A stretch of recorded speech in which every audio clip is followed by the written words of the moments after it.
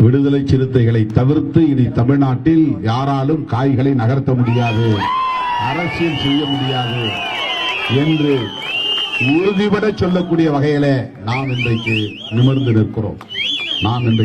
நிற்கிறோம். இதற்காக நாம் கொடுத்திருக்கிற விலை கொஞ்ச நெஞ்சம் அல்ல.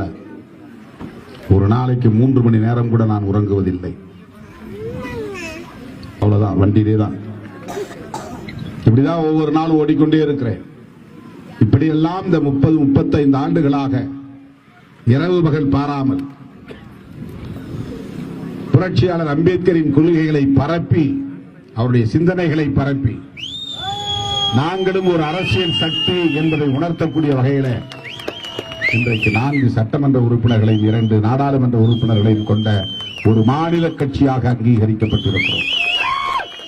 இந்த அங்கீகாரத்தை தக்க வைக்க வேண்டும்.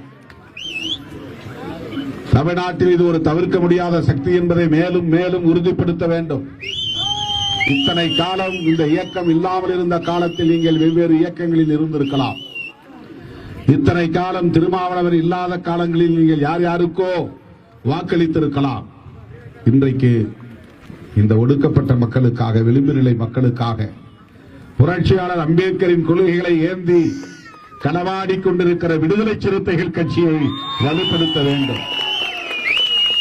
இனி ஒவ்வொரு ஓட்டும் சிறுத்தைகள் இயக்கத்திற்கு என்ற உறுதியை நீங்கள் மேற்கொள்ள வேண்டும்.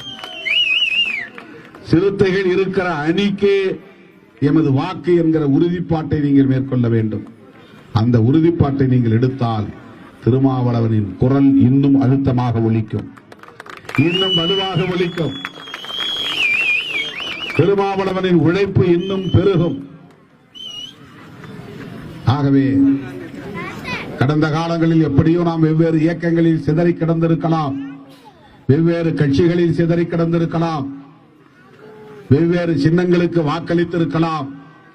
ஆனால் இன்றைக்கு தமிழகத்திலே விடுதலை சிறுத்தைகள் கட்சி ஒரு மாநில கட்சியாக அங்கீகரிக்கப்பட்டிருக்கிற சூழலில் கர்நாடகாவிலும், கேரளாவிலும், ஆந்திராவிலும், தெலுங்கானாவிலும், மகாராஷ்டிராவிலும் எங்கள் கட்சி விடுதலை சிறுத்தைகள் தான் என்று சொல்லக்கூடிய வகையிலே இன்றைக்கு அங்கே பிறமொழி பேசக்கூடிய தோழர்கள், தமிழ் அல்லாத பிறமொழி பேசக்கூடிய தோழர்கள் திருமாவளவன் தலைமை நாங்கள் ஏற்றுக்கொள்கிறோம் என்று திருச்சி பேரணிக்கே வந்தார்கள், பங்கு பெற்றார்கள். அப்படி தென்னிந்தியா முழுவதும் வளர்கிற இந்த இயக்கம் தமிழகத்தில் ஒரு மாபெரும் சக்தியாக உருவெடுக்க வேண்டும்